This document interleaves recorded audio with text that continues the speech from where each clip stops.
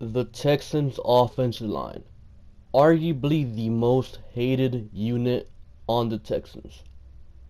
I say arguably because, obviously it's just a secondary. You can make an argument for the secondary, but I think the offensive line is pretty much hated by everyone. And rightfully so. Well, for the most part. Of course, week 1 we had that terrible showing against the Jaguars, 10 sacks allowed. But from week 2 to around week 12, the offensive line was solid. Solid run blocking, solid pass blocking.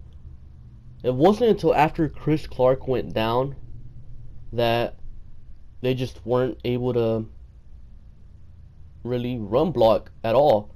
And I don't know why that is, because Chris Clark isn't really all that good of a run blocker, but that's just how things go sometimes.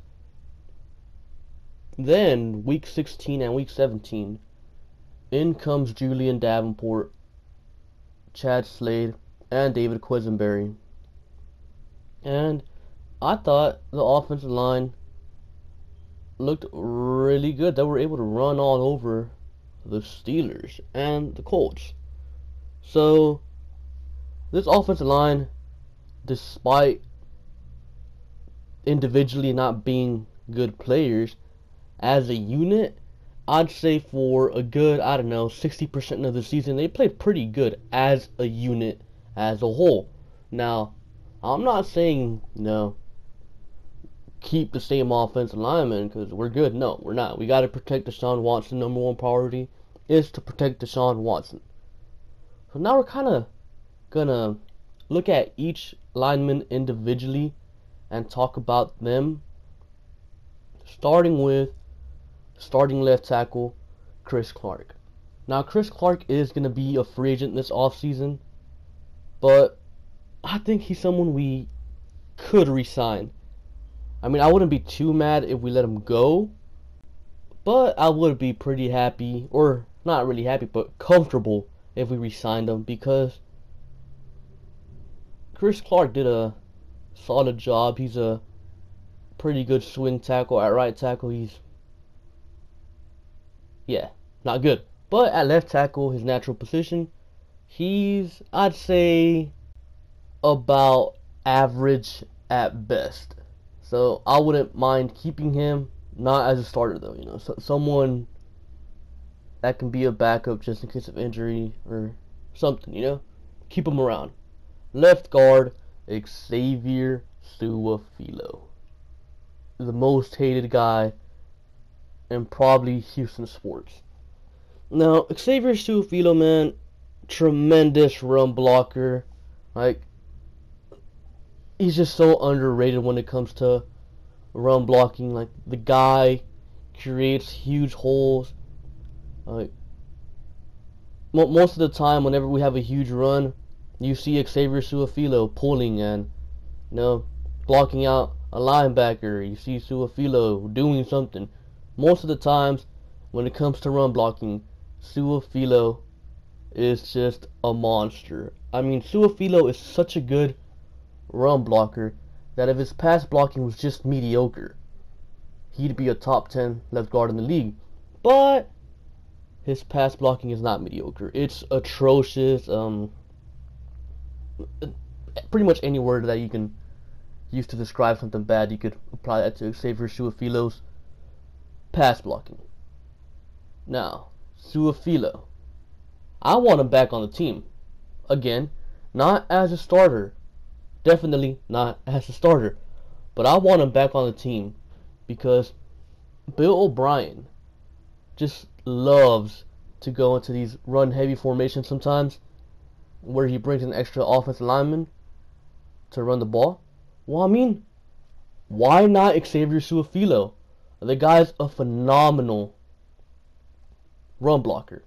So why not bring him in as an extra offensive lineman to be a run blocker? I mean, seriously, I think it makes too much sense. I'm pretty sure Xavier Suaile will be back, probably not as a starter, but he will be back. I mean, the guy, he's not highly talked about guy in free agency. I mean, he's probably not even a top 10 guard in free agency, but his value in run blocking, I think is worth keeping him around just for that. You know, like 4th and 1 situations, boom, you throw in Xavier Suaile in there, run right behind him. I think that can bring some good stuff. Center, Nick Martin. This season, I'd say for him, it's pretty average. I mean, and funny thing is, average is the best of all offensive linemen. Seriously. I think Nick Martin is a franchise offensive lineman who's only going to get better with more playing time. He suffered a ankle injury, but do not be scared because it's not that serious of an ankle injury, and it's also not in the same ankle that he suffered one before when I think it was Tyler Irvin. No, someone ran into his ankle like his rookie year, and he was out for the season. But you know, Nick Martin will be back next season. He has 2 years left on his contract, and that's great. Jeff Allen. Man, Jeff Allen, I don't know how to feel about him. Terrible right guard. Absolutely terrible. But the thing is, Jeff Allen, whenever he played left tackle, he looked a lot better. Now, I'm not saying make Jeff Allen your franchise left tackle. No, that's scary, man. Imagine him like against Von Miller or something. No, I don't want to see that. But why not just put Jeff Allen back to his natural position, left guard? Like, seriously, he was a good left guard in Kansas City. Then he came to Houston and he started playing right guard, and then he sucks, like really, really bad at right guard. The Texans lose their left tackles, so they start Jeff Allen at left tackle, and he plays well, or decent. Yeah, I think Jeff Allen could stick around.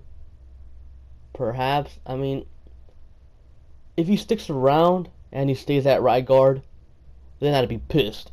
But if he sticks around and they move him to his natural position, left guard, then, you know, I wouldn't be too mad. I wouldn't be mad about it. Because I do think Jeff Allen can be a solid left guard in this league. And Breno Giacomini. Now, Breno Giacomini, I think he was ranked as the worst starting right tackle this season. But even then, that was an upgrade over Chris Clark last season. But regardless, I mean, Breno Giacomini should be gone. I mean, terrible pass blocker every now and then, decent run blocker. I mean, yeah, Breno should be out of here. Now, there's like some other offensive linemen on the team that are kind of worth mentioning, starting with Kendall Lamb. He sucks. Get him out of Houston.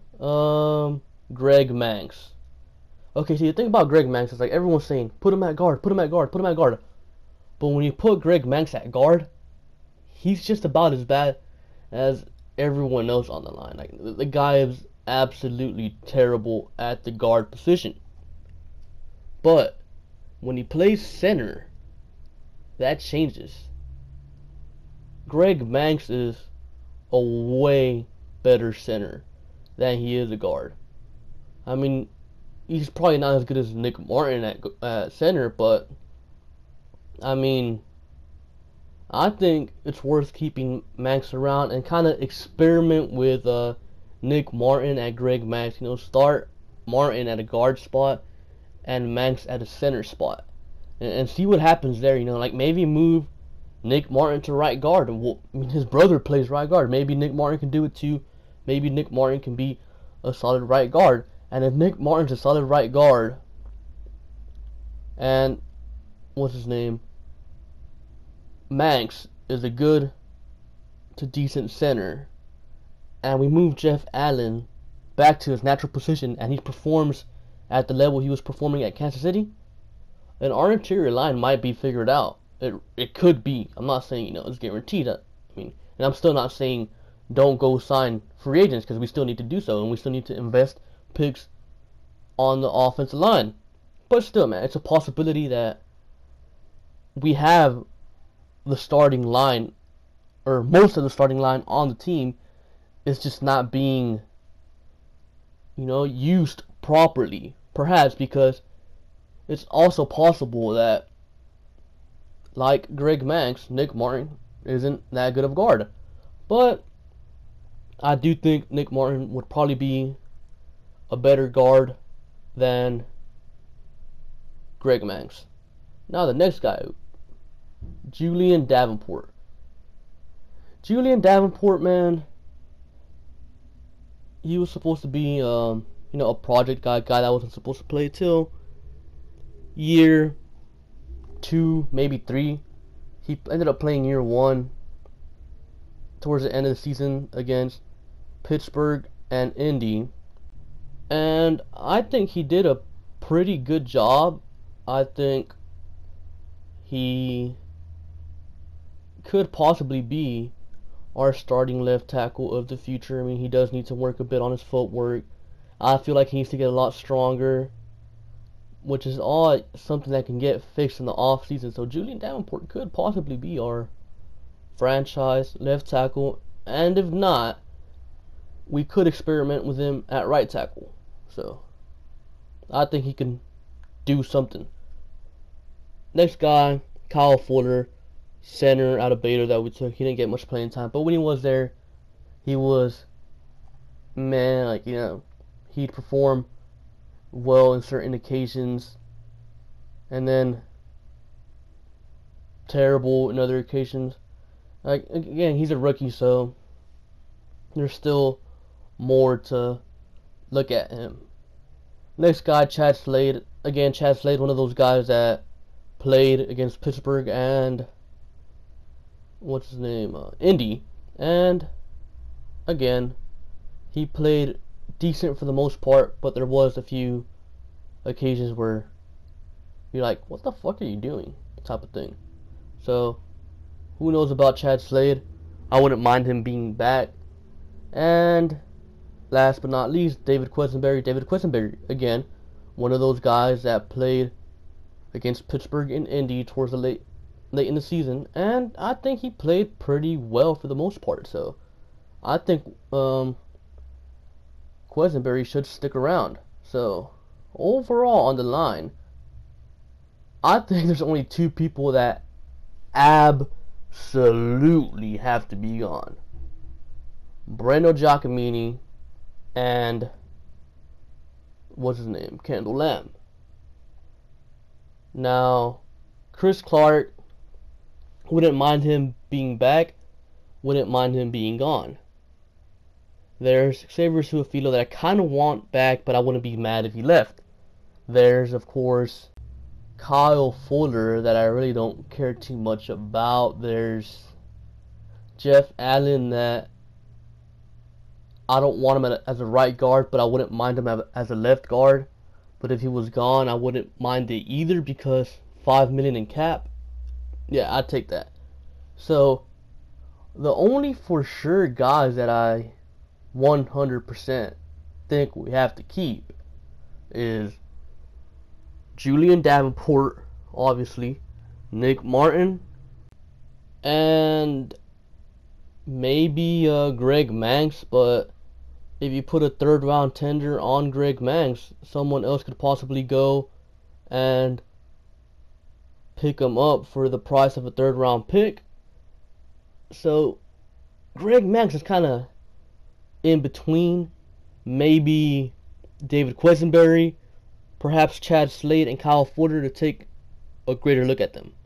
But other than that, everyone else, it's just kind of don't want them or don't really care type of thing. So that's all I really have for you guys today. Comment down below your own opinions on the offensive line, and make sure to like and subscribe. Thank you for watching, and I'll catch you guys later. Peace.